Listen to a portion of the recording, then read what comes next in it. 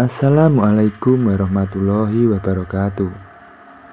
Kembali lagi bersama Gesang Cerios dalam cerita Santet Gondomayit.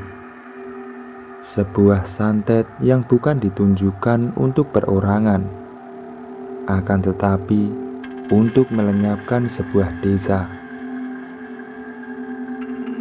Dalam episode sebelumnya, dua orang sesepuh desa menghilang dari desa Nglorong. Nah, seperti apa kelanjutannya kali ini? Siapkan kopi dan cemilan kalian. Ceritanya saya mulai.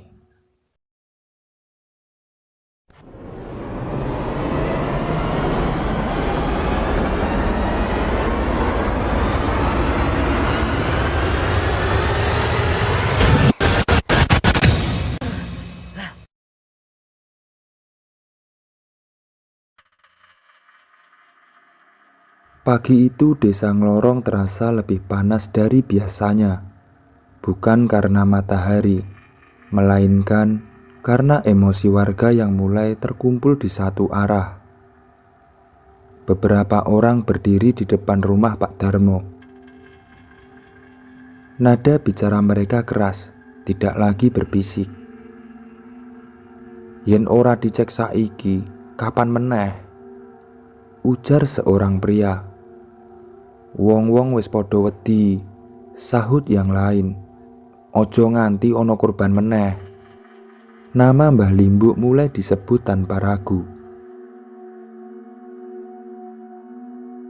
Di sisi lain desa, Danuarta Atmaja berjalan cepat menyusuri jalan kecil.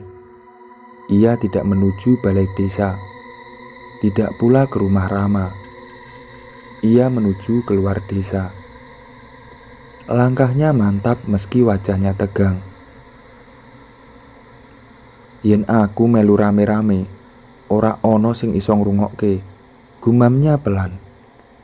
"Aku kudu golek wong sing iso ngerti saka dhuwur." Di rumah, Rama menahan Jatmiko yang hendak keluar. "Kowe arep neng ndi, Mik?" tanya Rama. "Aku mung pengen ngerti, Ra," jawab Jatmiko. "Wong-wong kuwi arep ngopo sakjane?" "Ngerti wae ora cukup, Mik," ujar Rama. "Nek salah langkah, kabeh iso rusak." Jatmiko terdiam, lalu mengangguk. "Oke, aku manut. Ning nek ono opo-opo, aku ora iso meneng." Kerumunan warga akhirnya bergerak, bukan dengan teriakan, tapi dengan langkah serempak. Tujuan mereka satu, rumah Mbah Limbuk. Buruk Mini melihat dari kejauhan. "Le," ucapnya pada Rama, "ojo nganti telat." Rama berlari menyusul, dadanya berdebar keras. Sementara itu, jauh dari desa, Danuarta tiba di sebuah rumah tua di tepi hutan kecil. Bangunannya sederhana, namun udaranya terasa berat. Ia berdiri di depan pintu lama, lalu mengetuk pelan. Tok, tok. Tidak ada jawaban. Ia mengetuk lagi. Pintu terbuka perlahan. Seorang lelaki tua berdiri di baliknya. Rambutnya memutih, matanya tajam, posturnya tegap meski usia jelas terlihat. "Kowe sopo?" tanyanya singkat. Danuarta menunduk hormat. "Kulo Danuarta Atmaja, Mbah. Kulo badhe nyuwun tulung." Nama itu membuat lelaki tua terdiam sesaat. "Atmaja," ulangnya pelan. Lelaki tua itu menatap lebih lama, napasnya berat. "Mlebu, critakno kabeh, ono opo?" katanya akhirnya. Di Nglorong, warga sudah tiba di depan rumah Mbah Limbuk. Rumah itu sepi, pintunya tertutup. Mbok menawa dheweke ndelik, ujar seseorang. Seorang pria maju dan mengetuk pintu keras. Mbah Limbu, metuwo. Tidak ada jawaban. Tiba-tiba, angin berembus kencang. Bau busuk muncul mendadak. Beberapa warga mundur. Aku ora seneng yen koyok ngene, kata Pak Darmo lirih. Namun, sebelum siapapun mengambil keputusan, pintu rumah itu terbuka perlahan. Mbah Limbu berdiri di sana. Wajahnya pucat, matanya cekung, tapi sorotnya tajam. Kowe kabeh teko kene arep golek bebener apa mung arep golek sing iso disalahno? Tidak ada yang langsung menjawab. Rama yang baru tiba langsung maju. Mbah, ucapnya tercekat. Desa iki wis salah arah. Mbah Limbu menatap Rama lama. Aku ngerti, jawabnya pelan. Lan aku ngerti durung wayahe kabeh dibuka.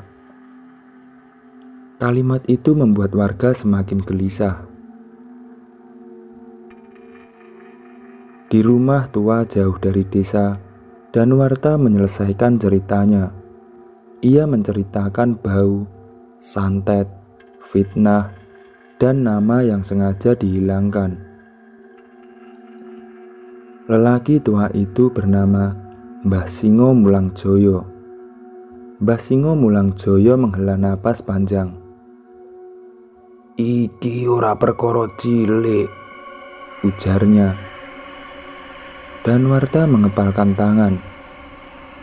Terus Mbah Singo menatap lurus ke depan. Yen wis tekan titik iki, iso ora iso, cepet ora cepet kudu ndang dirampungno, katanya pelan tapi tegas.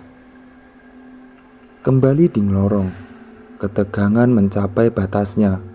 Salah satu warga berkata keras, Nek Mbah Limbu ora nerangno saiki, kula ora jamin keselamatan sapa wae. Mbah Limbu mengangguk pelan. Yen kuwi pilihanmu, ujarnya tenang. Aku siap. Rama menoleh panik. Ia tahu, jika satu langkah salah diambil, desa tidak akan bisa kembali seperti semula. Pagi di desa Nglorong datang tanpa kehangatan. Kabut masih menggantung rendah, menempel di atap rumah dan dedaunan pisang seperti enggan pergi. Rama terbangun dengan kepala berat, bukan karena mimpi buruk, tapi karena perasaan tak nyaman yang terus menekan dada sejak malam sebelumnya. Di sudut dapur, buruk mini sedang menanak nasi. Gerakannya pelan, wajahnya tampak lebih pucat dari biasanya. Bu, semalam ono wong lewat ngarep omah ora? Tanya Rama. Buruk mini terdiam sejenak. Sendok di tangannya berhenti berputar. Ono swara langkah, tapi koyoke mung swara kucing, jawabnya lirih, meski matanya tidak menunjukkan keyakinan. Di luar, Lestari sedang menyapu halaman. Sapu lidi itu tiba-tiba tersangkut pada sesuatu di tanah. Mas Rama, suaranya gemetar. Rama mendekat. Di antara tanah lembab dan dedaunan basah, tertancap sebatang paku karatan yang dililit benang hitam kusam. Jatmiko yang baru datang langsung bersiul kecil, berusaha bercanda. Wah, Nglorong sekarang hobi tanam paku ya. Besok tumbuh apa coba? Tak ada yang tertawa. Rama berjongkok, dadanya terasa sesak.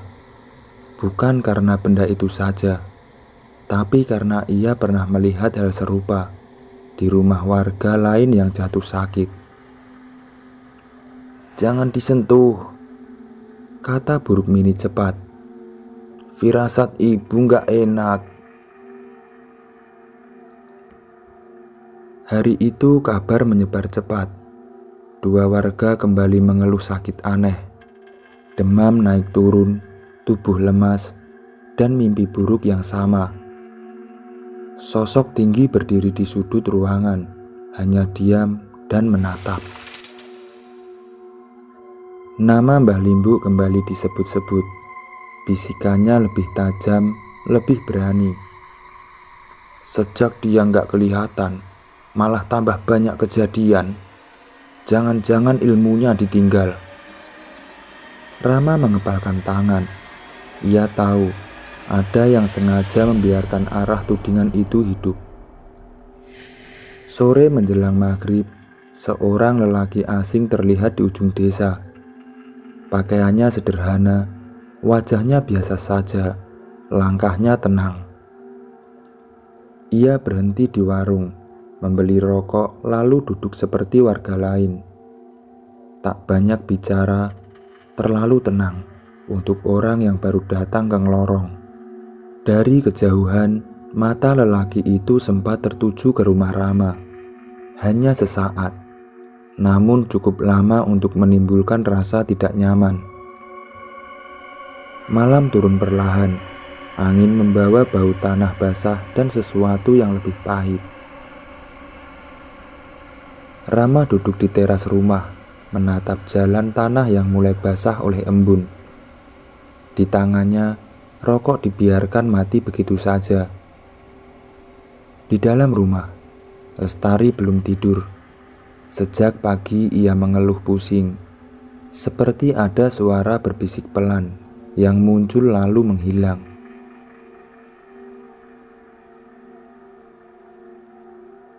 Mas, kalau orang disantet itu, apa selalu langsung kelihatan? Pertanyaan itu terdengar pelan, tapi menghantam keras di dada Rama. Kadang enggak, jawab Rama jujur. Kadang justru pelan, sampai orangnya ragu sama dirinya sendiri. Buruk Mini hanya mendengarkan, wajahnya tegang, tangannya meremas ujung kain jari. Di ujung desa, Jatmiko baru pulang dari ronda.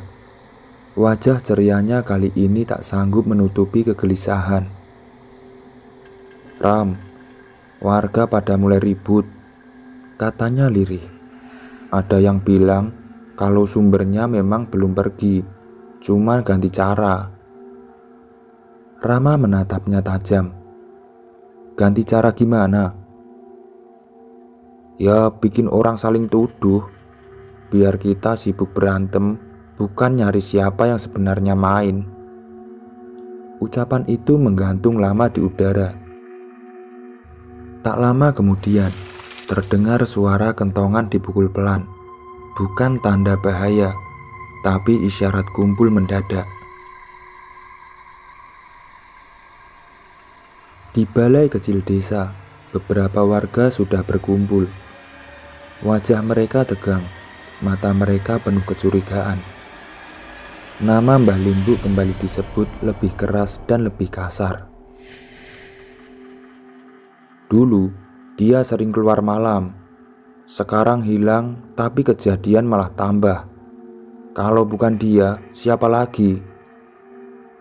Rama berdiri, dadanya naik turun. Kalian nuduh tanpa bukti, katanya. Kalau memang beliau salah, kenapa justru setelah beliau gak ada, santetnya makin menjadi? Suasana hening sejenak. Namun hening itu cepat pecah. Justru itu, ilmu ditinggal biar jalan sendiri. Di sudut balai, lelaki asing yang siang tadi mampir ke warung duduk diam. Ia tidak ikut bicara, tidak ikut menyela, hanya mendengarkan. Tatapannya tenang, terlalu tenang. Saat rapat bubar, Rama merasa ada yang mengikutinya. Langkah kaki itu berhenti setiap kali Rama berhenti. Di tikungan gelap dekat pohon singkong, Rama berbalik. Tidak ada siapa-siapa, hanya angin dan bau tanah bercampur sesuatu yang getir. Di rumah, Lestari terbangun tengah malam sambil menangis. Katanya ia melihat bayangan berdiri di depan jendela, diam tapi terasa dekat. Paginya seekor ayam mati di halaman. Lehernya terlilit benang hitam yang sama seperti paku di halaman Rama. Lingkaran kecurigaan makin rapat. Desa mulai terbelah antara yang percaya ini kutukan lama dan yang yakin ini ulah manusia. Pagi datang ke desa Nglorong tanpa kelegaan. Kabut tipis masih menggantung di antara rumah-rumah, seolah malam enggan benar-benar pergi. Rama berjalan menyusuri jalan setapak menuju sawah, bukan untuk bekerja, tapi untuk menenangkan kepala. Di dekat pematang, ia melihat sesuatu yang membuat langkahnya berhenti. Tanah basah itu penuh bekas tapak kaki, tidak acak, tidak tergesa. Jejak itu seperti orang yang berjalan pelan, sengaja mengitari satu titik tertentu. Di tengah lingkaran tapak itu, tertancap sebatang lidi tua yang diikat benang hitam. Rama menelan ludah.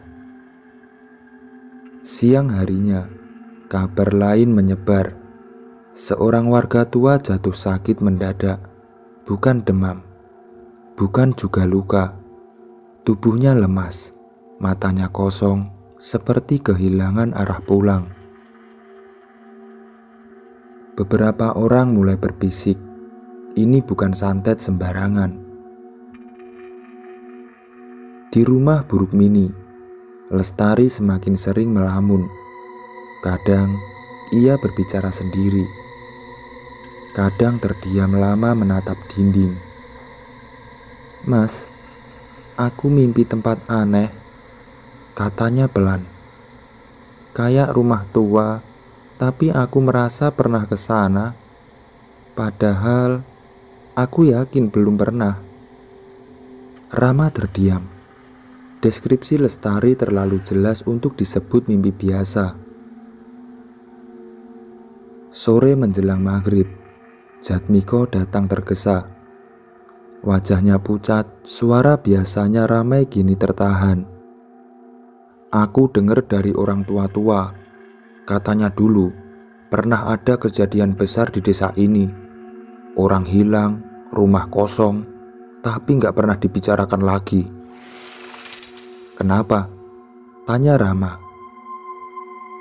"Karena yang terlibat orang-orang yang namanya sekarang kayak pantangan buat disebut." Nama itu tidak keluar dari mulut Jatmiko, tapi Rama tahu beberapa nama memang sengaja dikubur oleh waktu. Malam turun. Di pinggir desa, sebuah rumah tua yang lama kosong kembali terlihat menyala redup dari dalam. Bukan lampu terang, hanya cahaya kecil seperti api yang disembunyikan. Tak ada warga yang berani mendekat, tapi semua merasa ada sesuatu yang terbangun. Di tempat lain, jauh dari keramaian, Mbah Limbuk duduk bersila sendirian. Wajahnya pucat, napasnya berat. "Belum waktunya," gumamnya lirih. "Kalau aku muncul sekarang, desa ini makin buta." Ia merasakan tekanan yang makin kuat, bukan serangan langsung, tapi dorongan halus yang menggerogoti dari jauh. Di saat yang sama, seseorang di desa Nglorong tersenyum tipis.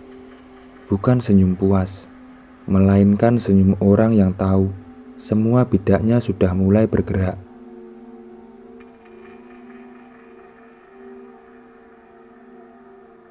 Baiklah, sekian dulu ceritanya kali ini. Dan seperti apa kelanjutannya? Nantikan kelanjutan ceritanya di episode selanjutnya.